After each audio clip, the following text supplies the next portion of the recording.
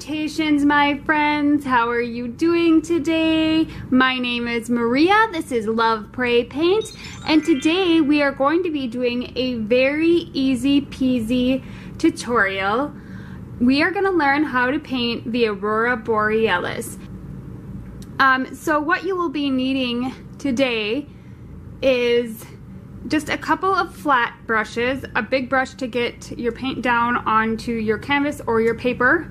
Obviously canvas or mixed media paper or watercolor paper. I just have a couple of flat brushes here. You can use whatever kind of brushes you want and whatever size you want. I would recommend a flat or a filbert brush here. And you will need some water. You will also need some paint. The colors I'm going to be using, this is acrylic craft paint. I have been experimenting with this lately instead of using heavy bodied. I really like how it goes down easier and faster. And then this is black, and then lemon yellow, and this is a heavy bodied paint. And this is cobalt blue. So if you want to use the same colors as me, or you can switch it up and use any color of the rainbow to make your Aurora Borealis or your Northern Lights. You can make them different colors, you can just stick with one color. I'm primarily going to just be making mine in sort of a greenish blue color. Okay, to start off, I will be mixing kind of equal parts, pretty much equal parts, of my black and my cobalt blue. You can use any color blue you want. It doesn't really matter for this. And the undertone won't affect it too much since we're making a blue-green color. All right, so you'll just mix those two together and then apply it to your canvas or to your paper. And then just take a healthy amount of paint and you are just gonna run that across your canvas or paper. And the reason I mixed my blue with black is because I want a very dark blue color. Now, it probably just looks like black to the naked eye.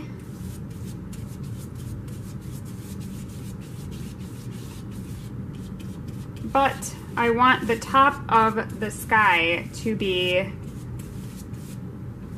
primarily black, and then what we're going to do is we're going to take just our blue, just your blue without the black in it. So with nothing else except for the blue on the brush, just the cobalt blue like this, and you are going to kind of mix that right into the black, working your way down. And you can just take this down to the bottom of your paper or your canvas. And it's okay if there's streaks of black. And if you want this lighter, you can just kind of work it up into the black paint. I'm using way too much paint for paper, so if you're wondering why it looks all crumpled up like that, I just have way too much paint on here, but that's all right. I'm not really too worried about it. I have it taped down, so it should be okay if it's buckling a little bit. Alrighty, so what you're gonna do now is just set that brush aside, and you are going to, you can either wait for this to dry or you can try to work wet into wet. And that's kind of what I'm gonna do here. I'm gonna take a mixture of my yellow. This is lemon yellow. You can use any yellow color. It doesn't have to be yellow. You can use cad yellow or primary yellow. It doesn't have to be lemon yellow. And then you're gonna take your cobalt blue again, and you're going to mix equal parts of your cobalt blue and your lemon yellow, and you're also going to take some white or titanium white.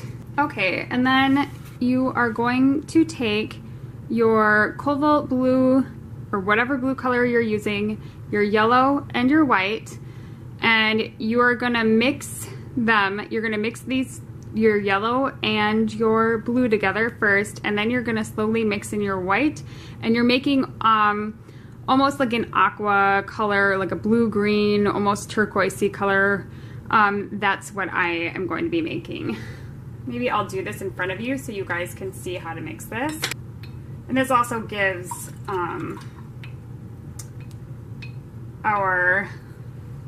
sorry, this is moving around. I obviously don't want to put that on top of my painting. So what I'm gonna do is I'm just gonna pull these two colors together right here. You know, just back and forth like this, and then I'm gonna slowly pull in my white. And then what I'm gonna do is I'm gonna slowly mix in my white to lighten it and get that kind of turquoisey color I want. This is still too green. I'm gonna add more blue, but I just wanted to show you how I kind of go about doing this. I'm just gonna add a touch more blue and kind of just pull that into the color. And then I'll just keep adding the white till it gets lighter and lighter. Angled, flat, this is a 5/8. You don't have to use this brush. You can use any flat or filbert brush that you have. So what you're gonna do is you're gonna take your turquoisey color like this on the tip of your brush, and you're just going to draw little like ribbons, and they don't have to be any certain direction or anything. I usually like to make mine going like upwards. So I'm just gonna draw a couple of ribbons like so. It's kind of dancing in the sky, wherever you want them, however you want them.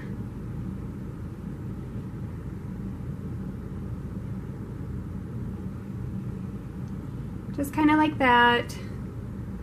You can put as many as you want as well.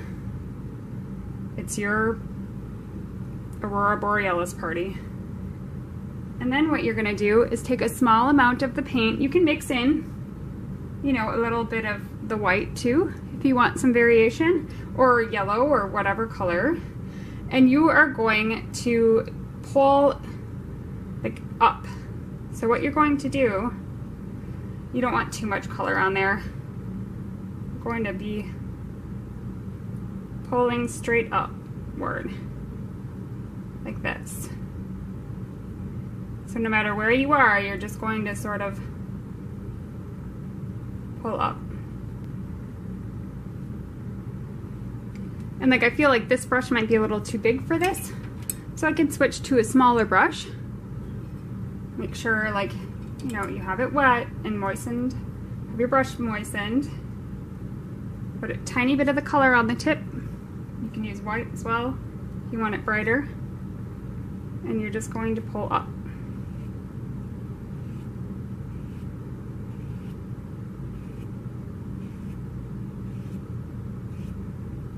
And if you lost your little ribbon, you can kind of go over that a little bit.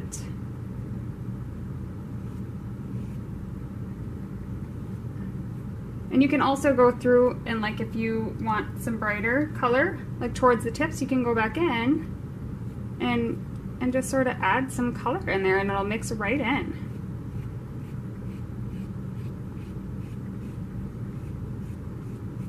See, it looks really beautiful.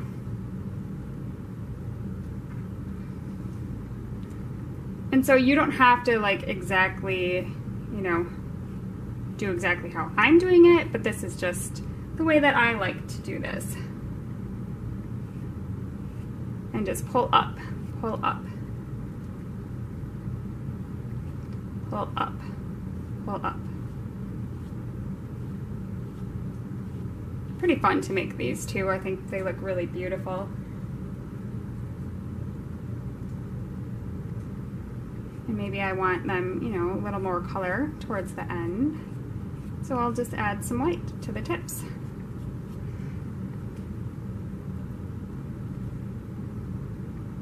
Just make sure there's not too much on your brush.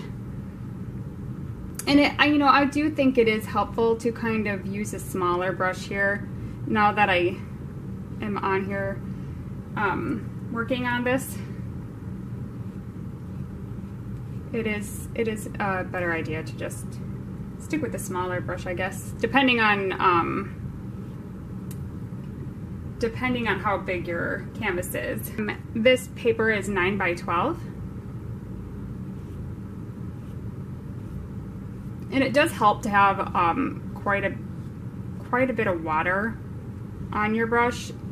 And another reason I'm using the craft paint with this is because it actually makes it easier to make these. And if you lose your sort of line, you can just go back in and sort of remake it.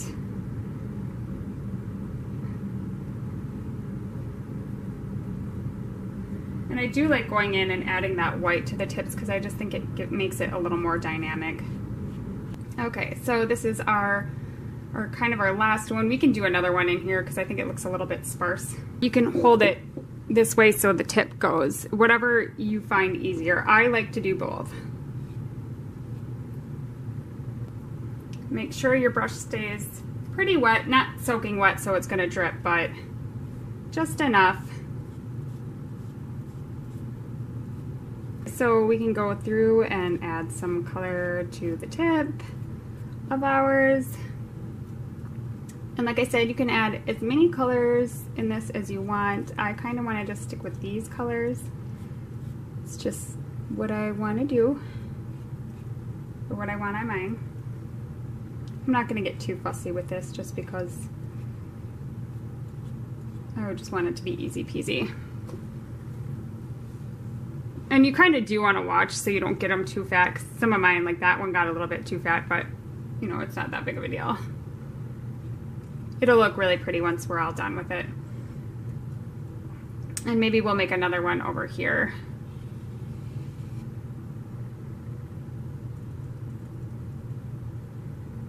And we're just gonna pull up with our brush. I do like using it this way. I think I do like doing that better. I guess I never really noticed that I did that. Having the brush this direction instead of flat. Using it like that and pulling up. If that makes any sense. Hopefully it does. Okay, and then I'm gonna dip into our white a little bit. This bad boy needs some more color. And that's what you can do. You can just keep layering the color until you kind of get, you know, where you like it, where you want it. So that's how you do the Aurora Borealis. I guess we can kind of work on this a little more and add a little more detail to our painting. Maybe we can put some stars in there. And you can really use any type of brush for this. I'm probably going to use one of my bristle brushes. That's kind of what I like to use to do these. We're going to make some stars by taking water and our craft paint. And if you don't have craft paint and you're using heavy body paints, just put more water in it. I'll kind of show you how I mix this to do our stars. I have it, it's pretty runny. I mean, that's probably too runny. So take a little bit more paint. And this is kind of the consistency that I want. So what we're gonna do, usually you would do this before you do your Aurora Borealis, because if you look at pictures of it, the stars are behind it, because obviously they're further away, but this is really just for fun, so it's okay if our stars are on top of our Aurora Borealis. I'm not worried about it. Sorry, I keep saying Aurora Borealis and not Northern Lights. I just love saying Aurora Borealis. It is like the funnest thing ever. Seriously, just say it. Just say it once, and you'll see what I mean. You're like, I sound so incredibly intelligent when I say Aurora Borealis. See? Aurora Borealis. Don't you just feel so smart? Because I certainly do. Okay, so we have a couple of those. And then you can take like a little round brush like this, or a little dauber, and go straight into your paint and just maybe dot some brighter ones here and there. Don't go too crazy, because you know, you don't want too many in there. I think that's sufficient. Maybe a couple over here. Maybe we'll jazz that up right there. Okay, and then so what we're gonna do is I'm gonna go back to my bigger brush here, my bigger flat. This one right here. You don't have to use this brush. Like I said, you can use any brush you want. And I'm gonna go back into my black color here. And I am going to kind of, just at the very bottom here, kind of sketch out like almost like a little hilly or mountainy zone. We're gonna do a little silhouette here. And it doesn't have to be fussy. Just go in with your paint and just draw out a little bit of like hills. Just so you have some visual interest. And the reason I didn't bring the stars down too much is because you will see in a second, we're gonna go in and make some fun little pine trees. And you can do this with a flat brush or with a fan brush. I prefer a fan brush. I'm sorry I didn't show that in the beginning, but I'll show you how to do it with the fan brush and the flat brush.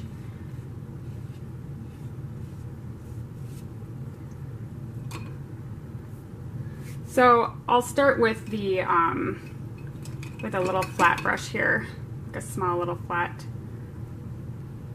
Well, that one's kind of gunked up. So I'm going to use an angled flat. You don't have to use an angled flat. You can use any flat brush. And I'm going to go into my black, just a tiny bit on there. And I'm going to, I would recommend using a flat to do this. I'm going to pull up and we're going to make some sort of little like stems here. Or tree trunks, not stems. I don't know why. And you can place them here and there and everywhere. It doesn't matter. This is very basic. It's a very basic painting that anybody can paint, and you can paint it very quickly. It's really easy for children to do as well. And just, you know, draw a bunch of little, I do these kind of paintings all the time. And I really have a lot of fun with them. And they don't have to be super thin or anything. They can be thicker too, because we're gonna go in and make our little branches. You can make them close together, far apart, whatever you wanna do. You can put ones in the distance. You can just put two, maybe two on the ends. I'm gonna go all the way across with mine because I just think it's fun. I enjoyed making them. Hopefully my hand isn't in your way. Okay, so I have my tree trunks, not my stems. And we're gonna just put a little more black. And if you wanna make these with, you know, this type of brush, this is what you're gonna do. You're gonna do like 3 little thingies here, and you're just going to zigzag it across your canvas here. Just just zigzag it across. And you'll probably have to do that a couple times just to cover up your big fat stem. And you want to remember that most of your color you're going to want towards the center, because when you look at a tree, the most dense part of your pine tree is going to be in the middle. So that's a really nice thing to know when you're making these little silhouette trees, is that you want, or even if you're using green and you're making little pine trees like this, you always want the darkest part of it to be towards the center. So I'll do one more with this style. So we're gonna do our 3 little tips, and then also really important is that you keep it skinnier towards the top. See how I have it thinner towards the top? And then you wanna, like a triangle, you wanna get fatter as you go out towards the bottom. See how we're getting fatter towards the bottom? Like this. And just tap, tap, tap that in. And then you want your darkest part towards the center, so you can go back over that again. And you can make it thicker, thinner, however you want. See, just like this. Pretty fun to make these little fellows. Okay, so I'm going to switch to a fan brush to show you how to do it with a fan brush. Switch to a fan brush. You don't have to use this. You can just keep doing it with your flat brush. That works just the same. I just want to show some variety in case you have one of these brushes or in case you don't. So you're just gonna load up your brush with your black paint. You can use any color black you want to, and you're gonna make your 3 little tips here, and then you're gonna go smallest to largest. You know what I mean, in the triangle. Does that make any sense? I don't know, that sounded like it didn't make any sense to me. The reason I like using this is because it makes, I like the pattern of it better. I like that it looks a little more realistic to me. And then we're gonna kind of darken up the center, because that's where you want the darkest part of your tree. And you can keep going over this as many times as you want to deepen the color. So make it, you know, thinner at the top, and then as you get towards the bottom, you're gonna thicken your tree. And you just gotta tap, tap, tap all the way down. It's pretty simple. I like making these little ones that stick up because I think it makes it a little more realistic. Not that this painting's realistic, it's really not, but it's a very fun painting to do. It's super fun for kids to do this because it looks so beautiful, but yet it's so easy. So we're gonna kind of make this one poking up a little bit higher just to, you know, add some interest there. And we are just gonna zigzag our way down to the bottom. And like I said, remember, you wanna have the darkest area in the center of your tree. Through and darken up if you lost some of your trunk there, because my color was kind of, I had a little bit of blue mixed in with it, so it kind of dampened the color. So you're going to have it smaller towards the top, and remember, it's like a triangle. And you're gonna wanna zigzag it out and get fatter and fatter as you get to the bottom. Just like that. And then if you want to go in and deepen, you know, towards the center where your trunk is, I always think that's a great idea. Oh, that guy looks a little sad, doesn't he? He looks like he's dying. Poor little tree, he needs some water. Now I just sound crazy. I sound like a preschool teacher. Okay, now you're gonna do your two little branches. And then you're gonna zigzag it down, and get fatter and fatter as you get to the bottom. I just really wanted to do an actual tutorial. I've been following so many other people's tutorials that I thought, wouldn't this be so fun to just sit down and, you know, teach instead of learn. Which I love learning, and I love learning new skill sets as a painter. It's really fun for me. And then we're just gonna, like I said, keep zigzagging and going down and zigzagging and going down till we get fatter and fatter. And then add, you know, towards the middle, you're gonna wanna add a little bit of thickness so it looks a little more realistic. See, and the only problem with using craft paint is that you do lose a lot of your color. So if you're having a hard time seeing that, it's because the color fades pretty easily, because you do have to end up going over it a couple times. But I do think it's easier to work with, especially if you're a beginner. It's more forgiving.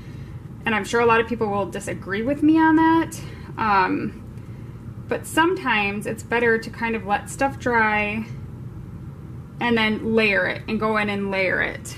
And have one, it will make your color bolder.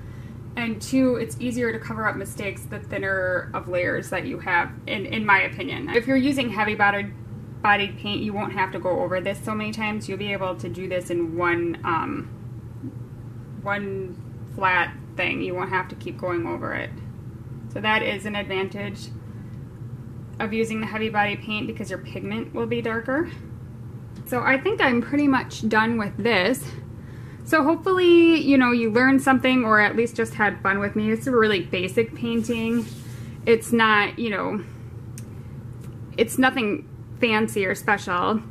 You could add a little moon in here. That would be really cool. You could do different shades on the trees, maybe put some lighter, like gray ones towards the back to give, you know, visual interest, like it looks like it's a whole forest. You could do that. I mean, you really could do this any way you want. I just kind of wanted to keep this short and sassy and simple, so you could see how to make these really beautiful ribbons of Aurora Borealis. So I hope you enjoyed this. Please give this video a like if you liked it, and I will see you Wednesday. Bye guys, have an awesome week.